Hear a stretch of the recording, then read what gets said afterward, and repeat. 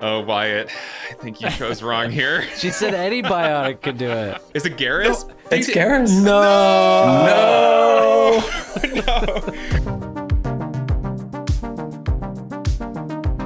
Hi, I'm Michael, and welcome to Story Mode, the channel where we explore the storytelling power of video games. Today, we are playing through the infamous Suicide Mission, the finale of Mass Effect 2, released in 2010, developed by BioWare and released by Electronic Arts. I'm here with part of the Story Mode team, Alex Calleros. Hello. And on the controller is Wyatt Strain. Hi. And we're excited to be joined by Mac Walters, the project director on Mass Effect Legendary Edition, lead writer on the original series. Mac has worked on everything Mass Effect since they began in the early 2000s. Mac, thank you for joining us. And thank you for having me. And we're also excited to be joined by Kevin Meek. Kevin is an artist at BioWare and worked on the Legendary Edition as the character and environment director. Kevin, welcome to the show. Hi, thanks. Okay, so the Suicide Mission in Mass Effect 2 is, I think, widely regarded as one of the most emotionally intense endings to a game ever. It was for me, at least. Anyone and everyone in your crew can die. You've just spent an entire game forming relationships with these people, so the stakes are very high. And then on top of all of that, the gameplay is putting all this extra pressure and making you feel the urgency of the situation. So there's a lot of stuff to talk about. So let's dive right into the Suicide Mission. Why it goes to the galaxy map. And so the first thing we want to talk about is as you go into this, the Omega 4 relay, you get this pop-up. Maybe. I think Edie, basically asked you this right question. Before you go in. Yeah. But basically you get this warning of are you sure you want to do this? So Mac, can you talk about the design and the thinking behind this warning that's given? Yeah, I love that you said, this is one of the most intense endings to a game. I think that relates probably to development as well as anything else. Bringing this all together, we had so many conversations about how to do it right.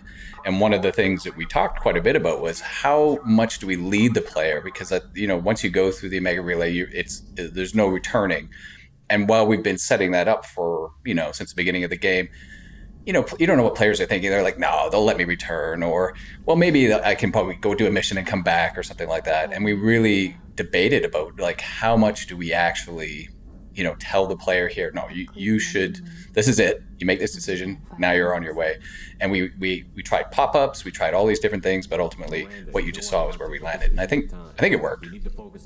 Right. I feel like this is maybe the first time in a game I remember having something tell me that, because that's become a thing that I've run into in other games of this is a point of no return, just so you know. But I feel like this was the first one I remember, and it making me feel that weight of, oh, okay, this is the one-way trip is starting now, and I don't know what's going to happen next. Miranda takes rejection very well, I'll just add. Let's go through it. Yeah, I think as a player, I played this initially, as a fan. I wasn't working for BioWare at the time, and it definitely had that intended effect for me. Is one thing that's going to probably come up a few times while we talk about it is just this feeling that the entire game has built up to this point.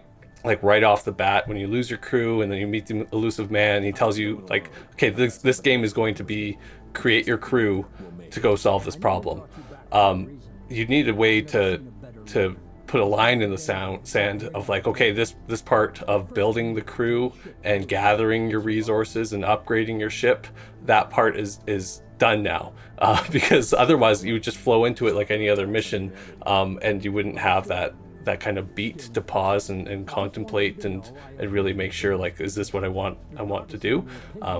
So it definitely worked for me as a fan of okay, this is the big red glowy one of these things is not like the other mass relays, and I'm gonna press this button and things are gonna get crazy. So yeah. And creating the tension with the crew being abducted as well, right? Right. Because a lot of people kind of will, as a gamer, you'll be like, yeah, I probably have to survive this, I probably have to go and make sure everything's upgraded, I've collected everything, and they know that. But as soon as you take something away and there's a risk of that, losing that, right, now all of a sudden they have to make that consideration as well.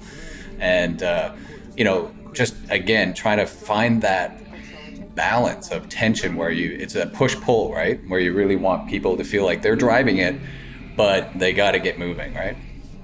And that's one of the first things that's happening under the scenes right now, right? Like if you went and did another mission after your crew is abducted, or 2 or 3, well, you're going to see the consequences of that in this next mission, 20 minutes into it. And it's not, totally clear and telegraphed to the player, but it is, decisions you are making are already impacting, how your end chart of this mission is going to end up looking like.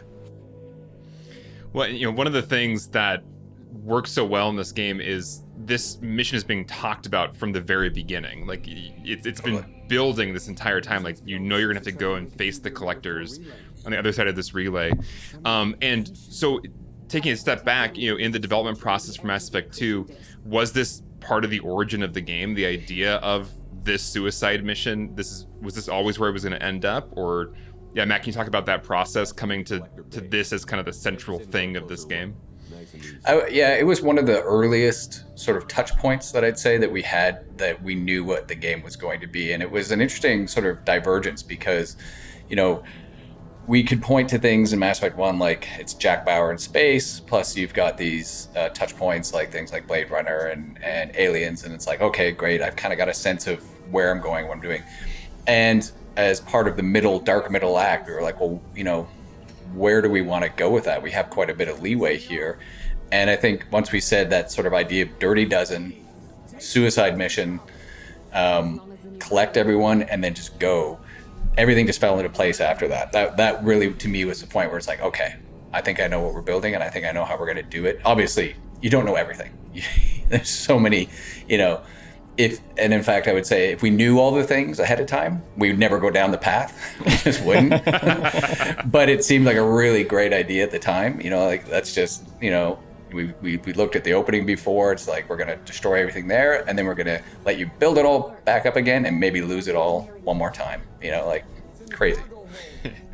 Yeah, but it's so great, and I love that this game is also so focused and that it feels very contained in a way that I think really helps with the kind of the darker middle act thing. Also, it kind of lets things slow down as far as the bigger story and lets you develop your relationships further. And so I love that this game is also about this building to the suicide mission and collecting your crew.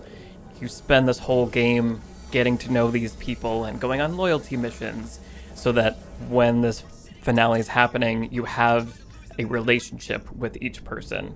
And so I'm curious, just for you guys, what was it like trying to create those characters, which is some new characters, but also bringing back characters? How did you make sure that the player was going to feel those connections and make sure that the gameplay and the experience of playing the game was going to force you to form those bonds?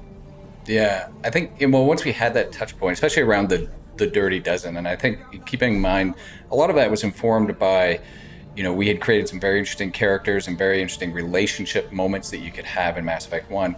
Until that was out and in players' hands, we didn't know what the reception would be. Like maybe people would focus more on the gameplay, or they'd focus more on just the overarching story or side missions. Maybe the characters aren't really what people are interested in. But it was very obvious after Mass 1 that, the characters were just, people were always talking about them, the ones they loved, the ones they hated, etc.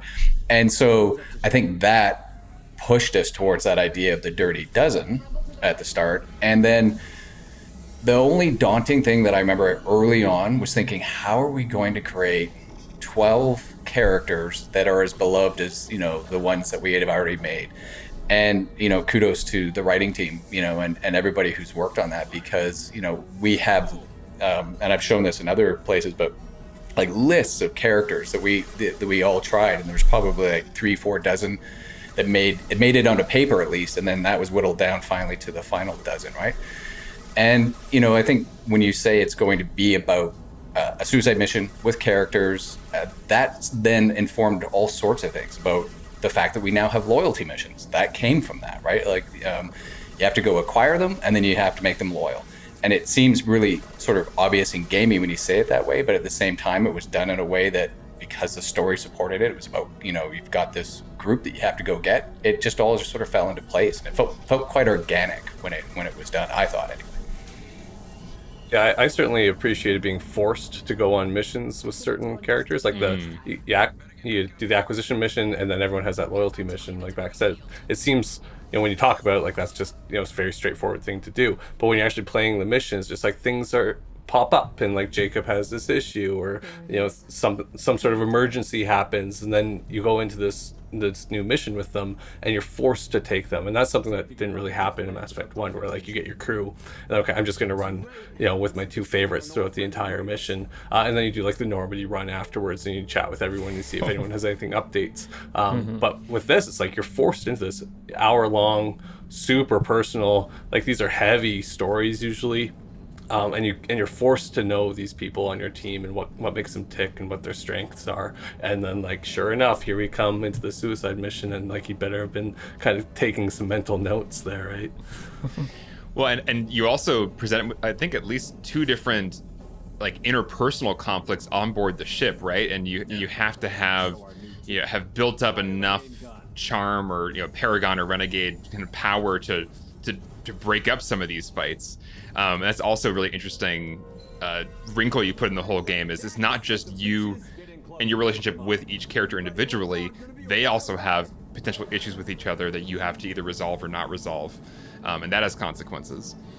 Yeah, and you might not resolve them, right? You might be going into this having done all the loyalty missions, and you have 2 people on your crew that aren't loyal to you right now, Right. because you made a certain choice, or you didn't have the number of magic points in the backlog to do the Paragon Right. or Renegade choice. But Yeah, for sure. And I think the the flip side of that too is we have never been able to really focus on the characters previously. Again, Kevin touched on that. I think it's a really good point, which is when you go on any mission in Mass Effect 1, we don't know who you're going to bring. So everything's somewhat generic, right? Because you have to just account for, well, everyone's going to be there. And then you have, little standout moments where there's you have like the standoff with Rex. But those are kind of like a little bit more rare, because we have to really sort of make sure that everyone's there and Rex will be there and we can actually have that moment, right?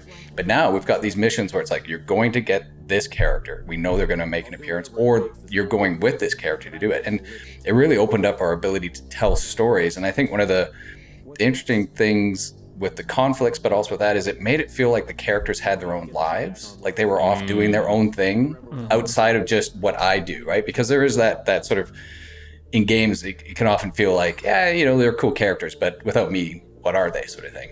And even looking at like what we did with Garrus and Archangel, right? Like after you disappear, after you've died in the opening, and when I say you, I mean Shepard, Garrus goes off on his own sort of story arc, right? And you get to find out all about that, and then you've got 2 missions to sort of unravel what happened to him, what's going on, and talk to him about it. And I can't think of anybody who else who is doing that in games, And I think just that makes them feel so much more alive and so much more relatable if they are living their own sort of experiences, despite even when I'm not around. Yeah. No, yeah, that's a really good point. And I loved the reveal of Garrus also as Archangel. Like I was one of those people that was sad when I woke up in a Cerberus space and none of my crew was around, and I was like, but where's my family from the last game? And so having the Garrus reveal happen the way it does was so great. I got so excited. I was like, oh, it's my buddy Garrus. But yeah, that's a really interesting point that you're making, and that Kevin, you said also a moment ago, that the missions themselves are pretty dark, heavy things. Like they're either things that the characters have been struggling with for a very long time, or life and death matters, or about people they really care about. And so yeah, it's really cool that knowing and being forced to bring those people on the missions opens up so much of that. That's a really good observation about what makes this so special. So I just want to point our attention to, this screen, because this, as a player, this is a very memorable screen. This level Suicide Mission presents you with several of these really important choice moments where you as Commander Shepard are deciding who in your crew is going to be assigned to do a specific task or to lead a team, or in this case, it's a tech specialist to send into the vents, a very infamous thing to do. So yeah, can you guys talk about, what you were hoping to do with these screens, why they were designed that way, why the characters have a little blurb attached to them, because I think it's a unique type of interface that doesn't appear anywhere else in the game. Yeah, I mean, we're so used to the conversation wheel, right, as sort of where we make those critical decisions. But again, we've got all these characters, originally a dirty dozen, and if you've got the DLC, you know, it could be a dirty dozen. So how else are we going to portray all 12 of these characters in a way that gives you the time and freedom to do what you want to do? I think the interesting thing with these is how much we kind of went back and forth on what details to put in their blurbs, because we don't want it to be so gamey where it's like you read it and you're like, oh, well, this is obviously the person I should send, right? There should still be agency there. And I mean, our games are all about agency and giving you choice. So it really was, I think, in thinking back on it, really it was more about, okay, if you've been paying attention, this should be a refresher and help you make the right choice, right? If you haven't been paying attention, it's not going to give you the answer probably, right? Like you're probably still going to have to do a little thinking on your own and guesswork, right? And I mean, it happened even to people like myself. You know, we'd be playing through it, and you know, you can't memorize all the different permutations. And the first few times you test it, it's like, oh, well, I guess you can't send that person. All right, okay. Yeah, or you take a load save from someone else, and you don't know, Yeah. who's loyal to who. And one thing that I noticed on that last one where you're cycling through with the blurbs and the characters, one piece of information, critical piece of information that's left out is whether or not you've completed their loyalty mission and whether they're loyal to you. So I was actually wondering, I've been racking my head, I was like, how did I lose Tally? Because when I played this initially, I selected Tally as my tech specialist, go into the turbo or into the vents.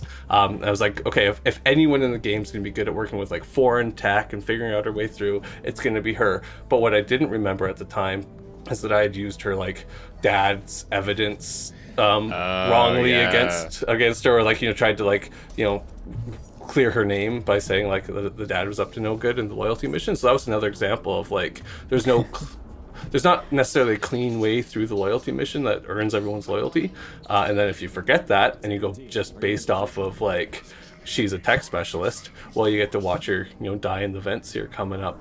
And that was one of those ones where I just sat there. I was like, "Oh crap!" It's shocking when somebody you care about dies because of your choice. It's really you have to take a moment.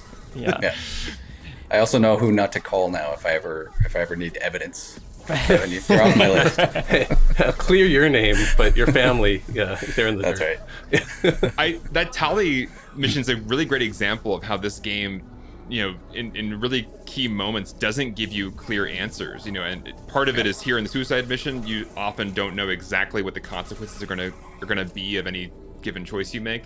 And that loyalty mission, I think Game Maker's Toolkit featured it in their video Commanding Shepherd, because it's an example of a choice where the normal Paragon thing to do, you would think, would be to prove her dad, prove Tally's innocence by showing her dad was the guilty party, but that will not get her loyalty, and then Kevin face the consequences. So that's another thing that I really appreciated about Mass Effect 2 was the complexity of the consequences for things. It wasn't that game obvious choice, which I think is reflected even by like who dies at different points in this mission, depending on if you screw up. It's not always even the person you've chosen for that job. So can you talk about how like you guys designed the complexity of these consequences? It's kind of mind-boggling to me.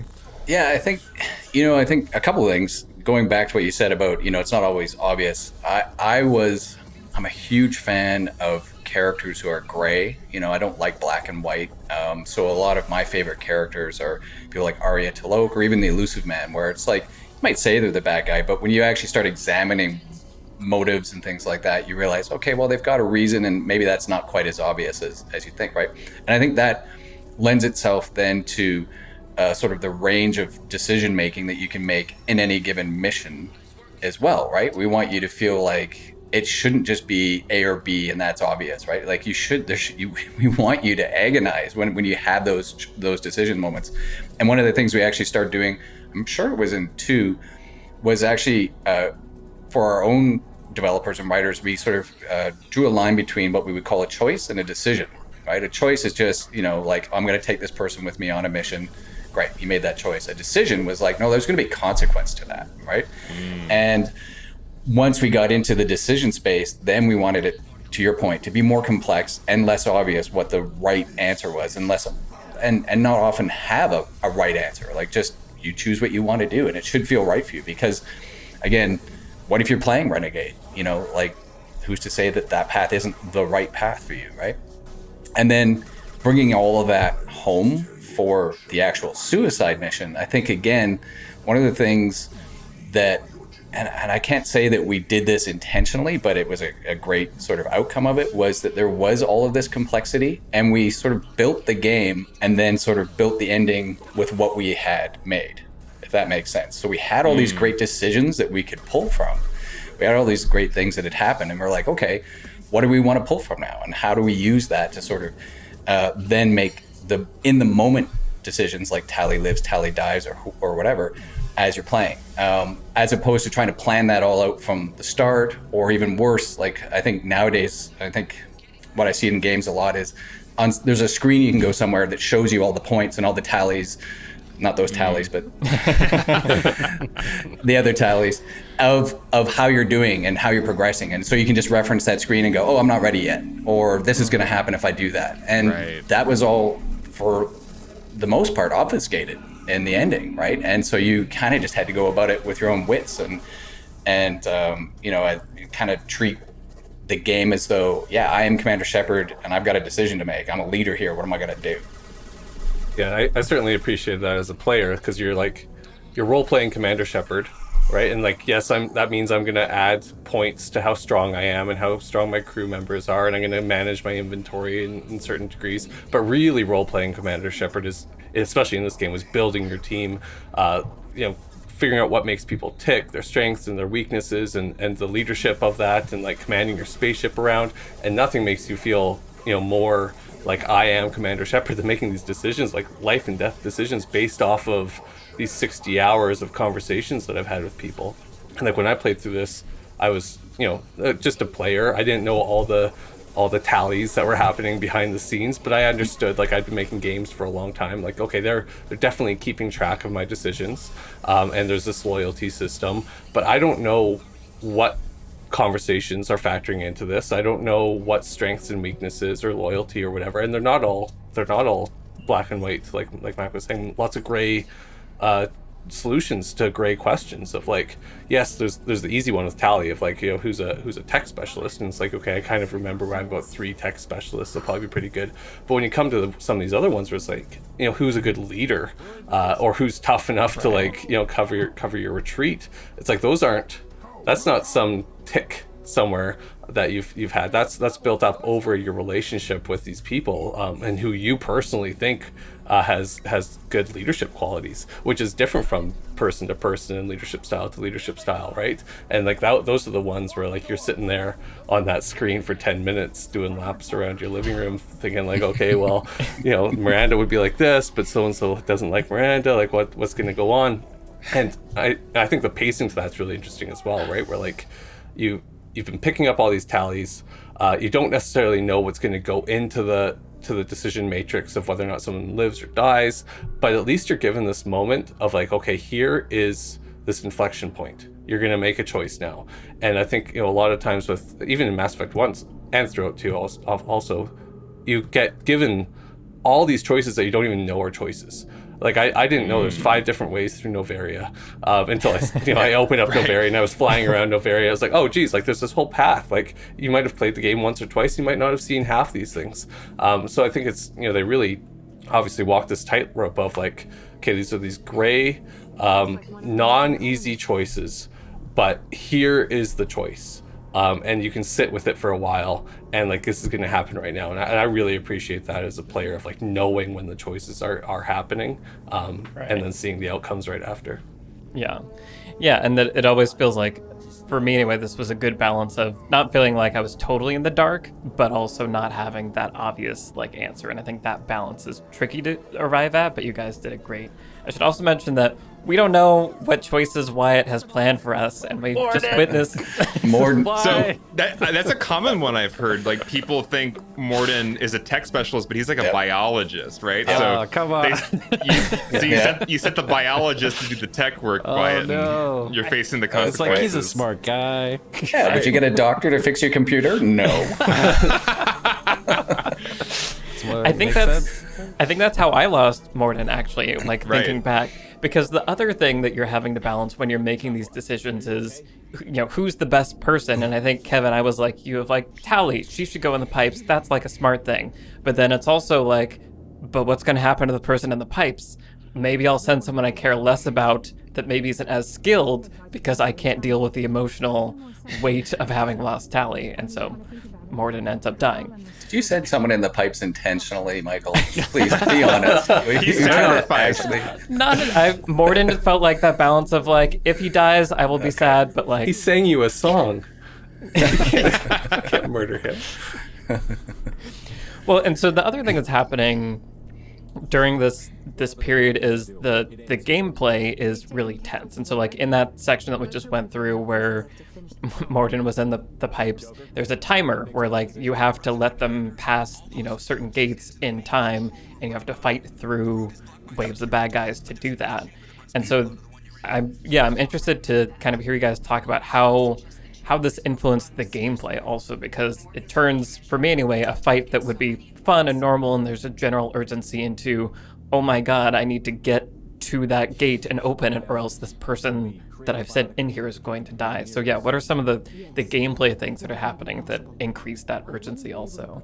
Yeah, a lot of people have noted that, a typical BioWare, or sort of, let's just say a Mass Effect game, sort of has a formula to it, right? Like it's in a way that it starts off usually fairly linear, so we can tell you an opening, then it kind of widens out to the sort of what we call the creamy middle, and there's a lot of choice, a lot of option in there, a lot of things going on. And then, of course, we narrow it back down for the finale. And usually that's a short, like a mission sort of thing. And while you could call our Act 3 here a mission, it was obviously a lot more than that. It was huge. And so I think the issue you run into there is that we know we're going to be in this sort of final act for quite a while. So we want the pacing to sort of really keep moving forward. So that's one thing that's driving our decisions at this point. But at the same time, we also realize that it's about your characters, and your characters maybe living or dying that you care about. And so we don't want to like force you to like make a rash decision and then regret it afterwards, because then you're going to be angry at us, the developers. So a lot of the moments and the gameplay that happened in here, and all those sort of little, like whether it's the biotic bubble or whether it's the sending someone to hold the line, things like that, those were all designed to sort of strike that balance. And we tested out a lot of different things. I was racking my brains to try to remember some of the ones that didn't make the cutting or didn't make the final, but most of it was, does it allow the player to really sort of sit in that moment of tension that you'd expect them to have, right? But at the same time, keep moving them forward and keep moving them down, because we are on this linear path now, and we want you to get through it at some point and feel like, it wasn't necessarily weeks to get through it. It was actually, I got through it probably in one sitting, as anxious as that sitting might have been, right? So a lot of the decision points around those moments were trying to get that, again, that push-pull I talked about earlier. Mm-hmm. Yeah, and it just absolutely worked for me. And even here where you're in the bubble, and so you're fighting, but you can't go outside of this place. It also means that you are, as a player, like having to literally rely on your team and the protection that they're giving. So it's still always anchored in character, which I think is so great. And you chose that person who's making the bubble, so you may have chosen wrong, Wyatt. Well, and I think that's the interesting thing that I found is that the more control you take away from the player, so in this case we've taken away some control, at least of where they can specifically go, the more exciting and compelling you better make it, right? So if you've given me full freedom and full choice, then things like fidelity and everything else can kind of go down, because I'm just running around doing whatever I want. But in this moment, like, it's not just about, let's throw up a VFX of a bubble and you walk around. It's like, no, each moment in here has to feel like it's in line with the amount of tension and the stakes that you should be feeling at this point. So you'll have moments where people are chiming in and saying certain things to keep that pressure on you, right? Right. I feel like there's a lot of moments of people saying this isn't going to work, or like I can't hold this much longer, Yeah. or even moments that you really toy with our emotions where you've got somebody. I think with the door closing, you can have a situation where somebody does like get hit, but then they get up and they're like, I'm okay. Yeah. You guys Yeah. really screw with our emotions in this finale. Yeah. God, and it's so great. I'm so worried about Wide's playthrough. I know, me too. Looking at like this is a Seeker Swarm situation here with the collectors. The collectors are this new big baddie for this middle chapter, and they are. We eventually learn that they're connected to the Reapers, but in some ways they feel very different because the Reapers and the Geth were the focus of the first game. Their design was very about like synthetic. These are robots, but the collectors had this more bug-like hive organic feel. So Kevin and Mac, what was the thinking behind this different kind of bad guy, and why do this kind of tangent almost from the core Reaper storyline? There's a couple of things there. One is partly, you're a developer, you want to try new things. Right. Mm-hmm. So do we want to be fighting the same enemies again? Do we want to be doing, and is this an opportunity for us to, do something a little bit different? So I'm sure I remember, people wanting to try something different as well. But then as far as the collectors themselves, there was, I remember talking about like, we wanted a sort of, and you'll notice it like on the places where the colonies, where we see the moments where they actually abduct the humans earlier in the game, there's almost like a horror vibe to it, and that was part of that. We wanted that sort of like, this is like, and you can get that, but with the Geth and with synthetics, but it's not quite the same, right? You want something that's kind of creepy and organic, and I think that's where a lot of this sort of this idea of the bug-like sort of creatures that could, almost possess. They could be possessed as well. So that we took a lot of themes from that to sort of create, an enemy that felt unique, different. But then also could be at the bidding or the will of the Reapers themselves. Yeah. Yeah, and I mean aesthetically, it's just, it plays right into that. Everything is dark. Everything is trying to make you feel on edge, not safe, and even to their ships, right? Like you're walking through the collector ships, and like there's this black beetle carapace armor, reflecting blue light on it. It's just like super gross, but still sci-fi. It's still hitting a lot of the kind of like 80s sci-fi tropes. But like, it's a bit of a deeper dig. So everything, it just feels like an expansion of the universe. And I think Mac mentioned once, even with the character stuff, where like it's nice to know that the characters had lives before you came on, and it's not everything's centered around you. And the same can kind of be said with stories like this, where it's like kind of out of left field. Here's a different enemy, different pacing of this type of story. It's just kind of nice to know like the universe is this place that's expansive and was here before this game and is going to be here after this game. And it's just something where like aliens live in this place and things can happen, right?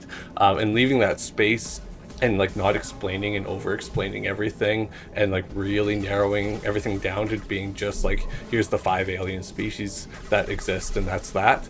I think that's really why universes like Mass Effect are so successful, because they let you to sit in there as a fan and have these ideas of what might happen and what happened in the past, and like this little codex entry planting a little the seed in your brain of some other story that's yet to be told.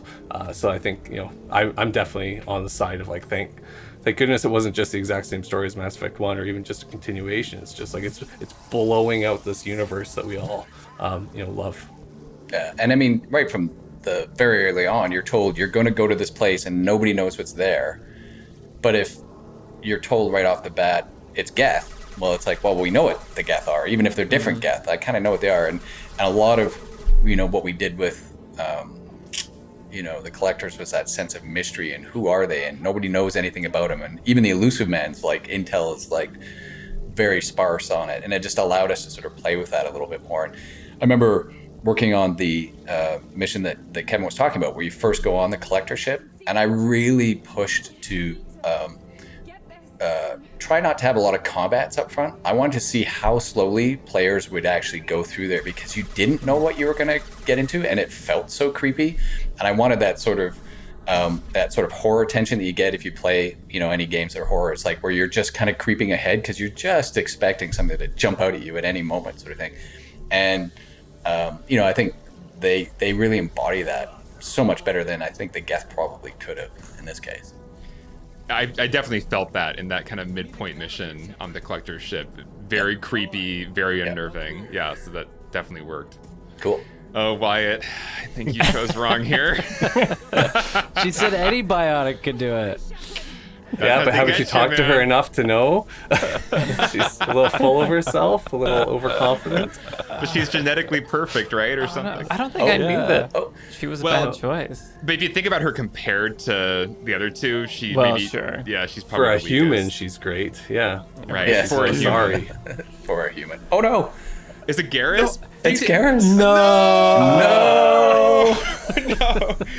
Send your hate mail to Wyatt. Eh? Oh Jeez. no. My friend Addie, she works at Riot Games. This is like one of her favorite games ever, and I was like sitting with her on her playthrough of this, and I was curious to see what happened if she chose somebody different than me, and I suggested Miranda. And, You monster. and then the bugs carried away Garrus, and she was so upset. Oh yeah, this is a reboot right here. Yeah. Control it down. Start Game on. from beginning of game. Yeah. Well, that's an interesting one, right? Because there's an example of the person you chose didn't die, right? Like Miranda's Right. still here, and she gets to live with that guilt with you until you send her off on something else. But like, yeah, that's I think it was RNG at that point of who of your two squad mates die if you choose the wrong biotic ability. So yeah, it's not even just like hold on to the people that you like the most and keep them close. It's like that might kill them. Right. Yeah. Yeah. Which that is a terrifying precedent for like the finale of the mission, because you have to choose two more people after this little Yep. break to take with you, and now you know that could result in them dying. Yeah. Right. Yeah. Like I almost feel like the best playthrough is losing like one or two people Oh, for along the sure. way, because it adds that extra weight to it, so that Yeah. when you get to this moment, it's like, okay, this is serious. And I think for me, because I think I probably lost someone there also, maybe. But it adds to, again, this like the suicide mission, like the lore, the game, the narrative of what you're doing is like, well, we knew people were gonna die, and so I guess they're so like, let's just finish it, let's just go. So it kind of for me gave a different kind of motivation also, and it's just so good. It's a nightmare scenario. You got Garrus, Morden, and Grunt gone. I mean, I know this is is why this is painful. It's hard because once you lose like Grunt and Garrus, like that's a lot of your toughest guys, and then Yeah. your next decisions become difficult little bit as well, harder. right? So let's Yeah. see what he chooses here. Right. What do you have to live for? That's right.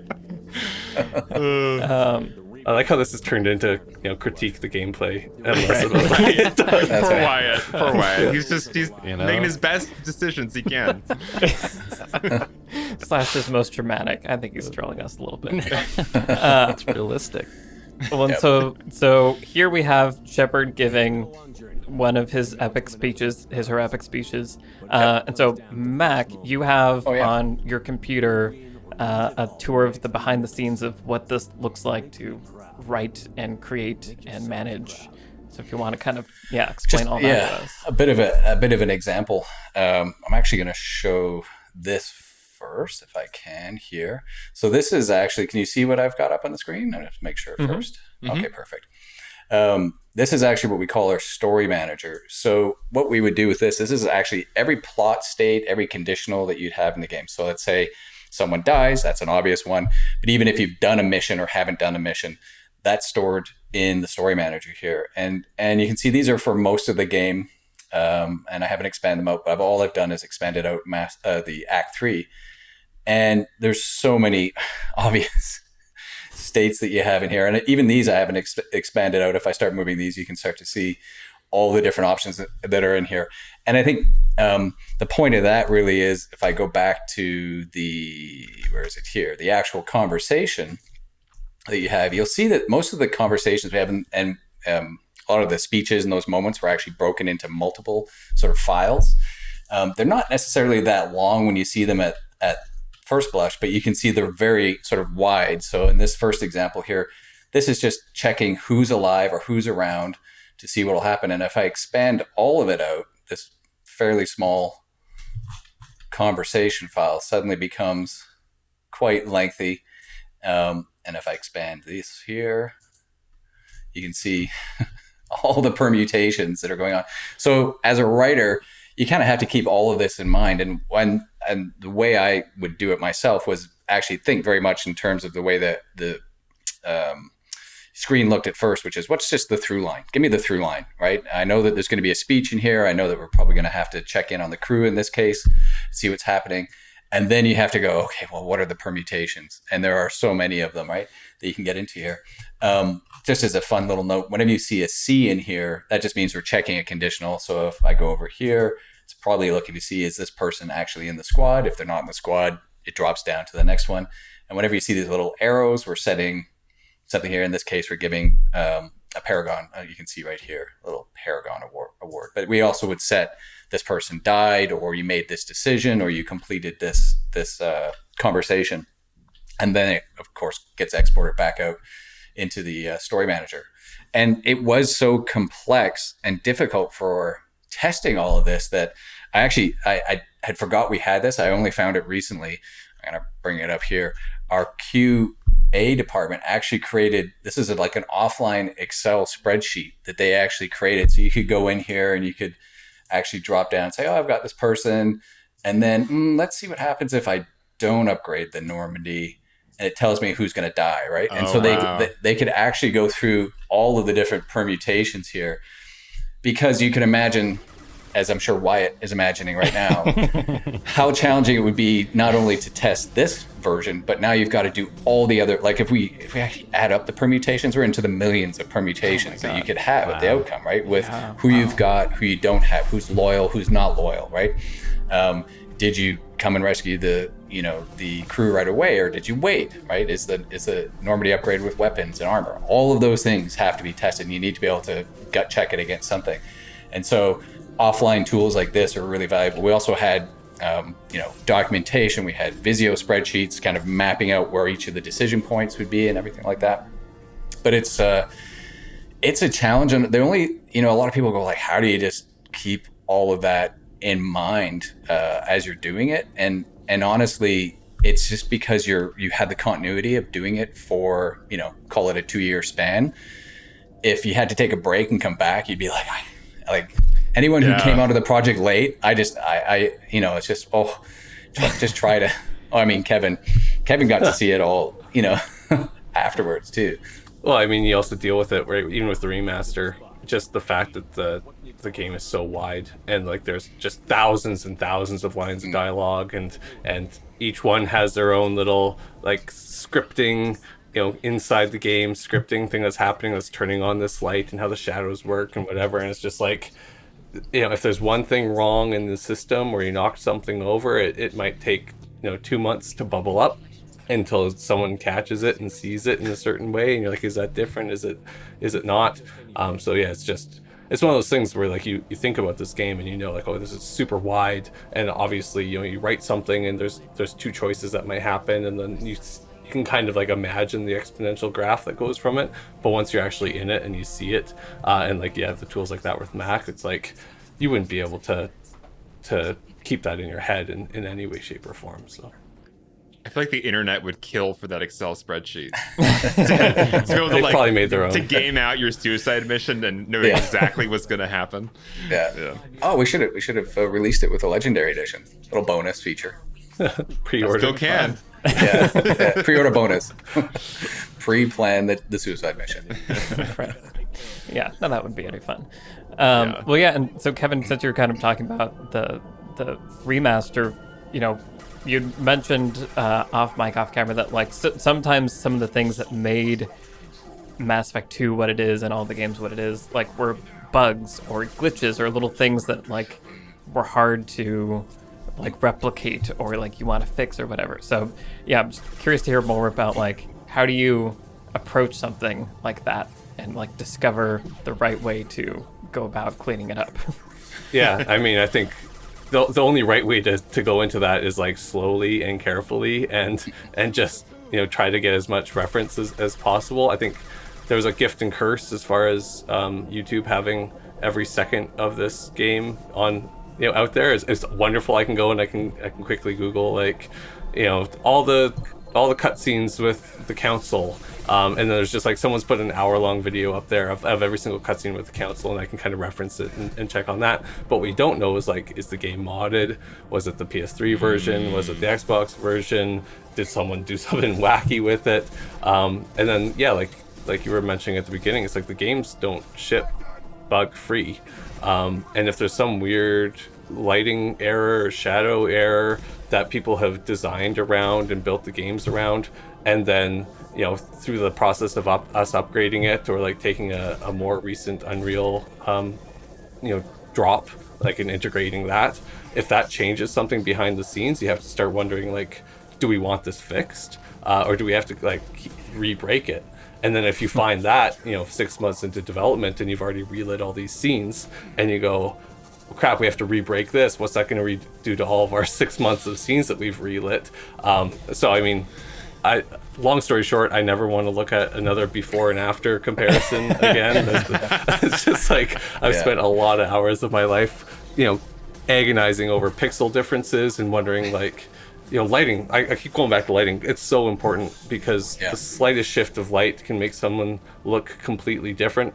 I have this Slack message I've screenshotted, I've shared with a few people, of myself and one of the character artists on the Legendary Edition, where I'm fighting with them and I'm betting him $50. It's like, you changed Miranda's face. Like, there's no way, like, someone has updated Miranda's face because she looks different in this scene. And sure enough, it was just lighting, and I owe him $50, so don't tell him that. But like, Yeah, well, and not consistently changed too, right? Like, so I remember we were looking at the what was that one we spent so much time with it, when you the Samara loyalty mission, right? Wasn't that the one we were spending a lot of time? Samara Morinth down in the bar, and then like the confrontation. That was one where like it's only broken or only different in 6 of the options that can come out of a certain way, and the shadows are a little bit just harsher, and like define that to a graphics programmer too, and then like, do you want to make a change to shadows across the entire game? Because I bet you don't. And the classic, like, no one's touched this, right? No one's touched this scene, no one's touched this level, and it's broken. And that's one of those things where you just have to deal with when a game is so art directed like this game, and everything is so intentional and iconic. If there is a bug there and there is a visual issue there, it's like sometimes it is just something you have to hold on to, because the alternative is to change the soul of the game and to change the feeling of a scene.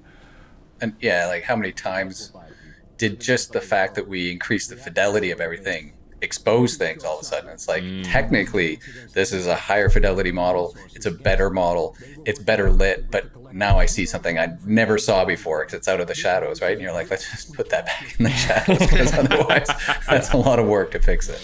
Yeah, in retrospect, the whole game kind of had the soap opera effect of being at 720p or 480p originally, and then putting that to 4K HDR. It's like, it just kind of hurts the eyes after. I remember just playing it for a long time, just hours and hours, and going like, I kind of miss like the softness of the original. And that then shot us down this huge rabbit hole of like, how do we change our depth of field to be slightly different and more cinematic, and bringing on a whole team of rendering programmers to tackle into that, to make that last 25% better. That makes everything kind of come together. Yeah, it reminds me actually in the film world of like going to see The Hobbit in like high frame rates, digital, super crisp cameras. It's like, wait, I don't want Lord of the Rings to look like this. No. I want my grainy, fuzzy, filmy look, and this just doesn't feel right. Yeah, that's actually a really good analogy. When the TVs get those high true motion stuff, and everything looks like it's like from a British show 20 years ago or something like that, right? You're just like, how is this better? Like, I get that it's super crisp, but I'm not. It's like stop motion. There's no blur between all the It's just like everything's just too clean and crisp, and we started to get that in places where it's like, technically, I guess this is improved, but compositionally, not at all. Right? Yeah. It's really fun watching Wyatt laser this person's eye out. The human reaper. Yeah. Yeah, and so I'm curious. So there was just a conversation with like the Elusive Man, and going back to character design as we're kind of getting to the end here. Where did the idea for like the Elusive Man come from? And was it part of like, we need to set up another, antagonist for part 3, and so you're gonna be building up and forming that relationship here? I'm just curious where he came from and what you wanted to, because he's such a, like you were saying, a gray character where you're working for him, with him, but also you never quite feel good about him, and it's such a fun character to have in the background of all of this. And Martin Sheen. Yeah. And Martin Sheen. And Martin I didn't know Amazing. Martin Sheen was going to be in the game. I was a huge West Wing fan, and then Right. like President Bartlett started speaking in the first moments of the game, and Sold. Yeah. Yeah. And I think even one of the early trailers we did featured him saying, something about it's war, right? Yeah. His voice, and you're like, whoa, I'm paying attention. What's happening? Martin Sheen said there's war. The development of the Elusive Man. So, we touched on Cerberus a little bit in Mass Effect 1. And interestingly, I had written, we had these things called, Global Plots, a really, fun name. But basically what the idea was in Mass Effect 1 was a plot that would take you through multiple planets, and you'd have to complete it, sort of thing. And I had this whole Cerberus plot as part of that. And you went to this place called Misery where they were sort of stationed. All that got cut. Anyway, we'll jump to that. All that got cut. But we had all this interesting idea about Cerberus, and they were still mentioned briefly. So we kind of leapt from that and said, well, who is Cerberus? What are they doing? We know they're pro-human. I think that we knew that much at least. And then from there, we just sort of zeroed in on them as being a really interesting sort of gray area, again, right? Of, they're for us, they're for humanity, but how much are they pro? Like, how pro does that go, right? In that, are they anti-alien, or are they just pro-human, right? Mm-hmm. And so that gave us that sort of interesting bit. And then as far as the design goes, like the aesthetic, that was very much a Casey thing. Like I remember him talking about this character who's like, I wish I knew who it was, but someone he knew who was like, holding a cigarette and a drink at the same time. It's very Mad Men, right? That kind of idea. Yeah. And so that was born out of some of the thoughts that he had. And then in developing, just sort of the arc of the Elusive Man, for me, a lot of it, again, was I want a character who, in some way, I can understand their reasoning and why they're doing it, but also just so kind of, mysterious, elusive that at the same time, I've always got this sort of like, problem with trusting them as well, right? And it allowed the middle act to sort of be something where you could at the end, which you can do at the end, kind of say, screw you, I never want to have anything to do with you again, and now I'm going to go back to running things my way. Yeah. I'm just okay, she's fine. It's fine. Wyatt, you didn't piss Michael off too much. Speaking of Mass Effect 3, that was one of the most mind-blowing things about this game, is the fact that any permutation of these 12 characters can live. So what a thing to set up for yourself for a third game. So I guess talk about that, like just the challenge of going into the third game coming out of this. And I also want to just say, like, I think what you did with it was really impressive, and the way you actually let there be consequences depending on certain people who died. Yeah, it's one of those things where we joked about it and just said this is a future selves problem, right? Like we'd be like, we know we're making things really difficult for ourselves. It wasn't a surprise that we were going to be doing a trilogy. We knew we had that coming, but man, if you're gonna go, just go hard, right? And I think that's what we did with the ending. Then planning 3, like I showed you all the permutations that we have. You can imagine one of the things you maybe didn't see in there is we actually import all the plot states from 1 into the 2, and then we had to import all the plot states from 1 and 2 into 3 for reference as well, right? So it's just getting, astronomical, the number of things we could do. And I think, for me, 3 one of the things that I wish people could see is how deep and wide the game is, because it's a very, like, if you play it just start to finish and just get through it, it's actually fairly concise. You have the campaigns, but it feels like maybe a 3-act movie or something like that. Like I can kind of get through it, but it is just, there's so much content you're not even seeing because of those potential choices, right? We had to have, at every step, we had to go back. Oh, what if this person's dead? Oh yeah, what if that person's right? And just figuring that out. And a lot of times we'd find mistakes that we'd made, and our QB or QA would find those mistakes. We'd have to go back and fix them and make sure it was 3 was definitely a challenge. It was the spreadsheet and Visio game, because you had to have it all plotted out so that you knew what was going to happen. But and ultimately I think that's what makes going from 2 to 3 then that much so more personal again, because again, you've just made all these choices. What are they going to do? How is this all going to be impacted as you go forward? And it is. Yeah, and as a player in Mass Effect 2, it adds weight to this mission. Like, as a player, this is a trilogy, and they have made the promise that like these things are carrying over. And I've seen this already from Mass Effect 1 to 2. My decisions actually do matter, and that's a pillar of the trilogy. So when you're in there, it's not just that your favorite character might die. It's my favorite character might die, and that's going to have an impact on this next game. And that weight is on you as the player going through the suicide mission. Yeah. Yeah, It'd be interesting to see if I was just going to say, it'd be interesting to see if anybody would make these decisions again, because when you look at, the work you do with characters, the cinematic work, that's often some of the most complicated and expensive work that you have, right, that you do in the game.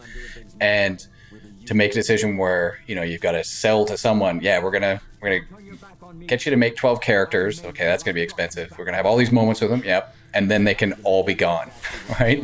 Like, just as a developer, I just don't see anyone making that decision anymore, right? And I'm sure that's part of, what, people recognize in it when they play it as well, even subconsciously. That's why it feels so rare, I think. This trilogy in particular feels so one of a kind, because you guys did the hard thing and didn't do the thing that would have made your lives easy, but it's so rewarding. So I appreciate your suffering. Yes, we are very grateful for our joy. Yeah. I mean, part of it too was, as a team, we were becoming more close knit, understood each other, but we're also, harnessing the tools better. So not to take anything away from that, but we really, our confidence grew with each title, with what we could do, and we would always had this, propensity to sort of push it a little bit farther than maybe we should, but ultimately, worked out. Only 3 coffins, Wyatt. Not bad. Not bad, Wyatt. Only 3. Yeah, it started rough, but it cleaned up at the end. I mean, three pretty devastating coffins, but yeah, curing the genophage in the next game is going to be good different luck with that. And I was to what you were saying a moment ago, I was one of those people that was really sad at the beginning of Mass Effect 2 that Liara and Ashley weren't around. I was like, where are they? And then by the time the game ended, I was like, thank God they were not in this game, that they could not be dead, because I'm happy they'll be back in 3. And I was. Also, coolest final moment ever. Yeah, that music so and those shots. Yeah, bravo. Yeah, it's so great. So to wrap up, going through this level again, through this mission, what's a big challenge that you feel proud of, that you were able to overcome, or just some work that went into this that is, is good and you feel maybe good about. Unseen to the player, but was really difficult. Right. Yeah. Yeah, I think we've kind of touched on it, which is one, that we took the risk. I'm glad we took the risk to push it as far as we did with the suicide mission. It wasn't just collect 12 cool characters, now go have fun with them. We gave you those stakes. And we, this is a lot on the design team as much as anyone, is that we fought that tendency to want to describe everything through a screen and make it just a numbers game, and instead of making it something where it's nope, you're gonna have to think about this and you're gonna have to treat it like you are a leader. There was a lot of times where it would have been the easy thing to do that, and would have certainly made it easier for some players, but I don't think it would have made it as meaningful or memorable. For sure. Yeah, I really appreciate how unique it is, right? Like the whole game from the first beat is about collecting your characters and building a relationship with them and making a team out of it, and making a family on your Normandy. And then you could just imagine if you went into the last mission and it was kind of a straightforward, like, here's the big boss, you know, everything has a big number attached to it, hopefully you're strong enough and you kill it, and then the credits roll, right? The fact that the whole final level is kind of like the final boss, right? Like the thing that you're building up to this entire game is going through, you know, the glowing red terrible mass relay to go get the collectors. Like the collectors in the ship and that entire experience, that's the final boss. And you can really see that because when you do think about it in reverse, where like if that final mission, if the suicide mission was not that and it was just a more linear, straightforward level, it would have made the whole game up to that point weaker, right? Because everything centers around knowing my characters, knowing their strengths and their weaknesses, and role-playing the commander through that. So, you know, it's just not something you don't see even to this day very often, where like the game design is so intertwined with the narrative, and it builds this experience for the player. It's just really unique, and I'm glad that they had the naivete and boldness to go try something that was just like so insane. And like if any of us heard about it right now, we'd be like, no chance. I want to you know, have supper with my family tonight. But Yeah, absolutely. I mean, yeah, it is one of a kind. Thank you guys so much for making it, Kevin, for bringing it to life once again, and just yeah, thank you for all the time you spent today talking about all of this. We're huge fans. It's so great. Thank you. Thank you for having us. thank you. Awesome. All right, cool. Well, this has been our conversation about the suicide mission of Mass Effect 2. We will see you in the next video. Bye, guys. Hope you enjoyed that video, and if you did, we have even more where that came from. We also played through the explosive, surprising opening of Mass Effect 2 with Mac and Kevin. That video is part of Working Titles, the Nebula exclusive series where different creators examine the opening titles of TV shows and the opening sequences of video games. Now, Nebula, if you haven't heard of it, is pretty awesome. It's a streaming platform created by us and our creator friends like Jacob Geller, People Make Games, and Rasputin. The benefit for us is that we can experiment with content because we don't have to worry about pleasing the algorithm gods. And the benefit for you is that all the videos are ad-free, and there's exclusive content from some of the best educational creators on YouTube. Plus, you're directly supporting creators you love. But you can get even more value because we've partnered with CuriosityStream, the best place to find educational documentaries on the internet, to create a bundle. When you sign up for CuriosityStream using the link in the description, you'll also get a Nebula subscription for free. So if you sign up now, you'll get full access to Nebula as well as cool CuriosityStream content, like, keeping in theme with Mass Effect, their collection To the Moon and Beyond. It features 17 programs about our past journeys into space and what the future could hold. And the last thing to sweeten the deal even more is that right now, CuriosityStream is offering 26% off their annual plans. So that's less than $15 for the entire year for both CuriosityStream and Nebula. So click the link that's on screen right now, sign up for CuriosityStream and get access to Nebula, and check out our working title video on the opening of Mass Effect 2. Thanks for watching, and we'll see you in the next video.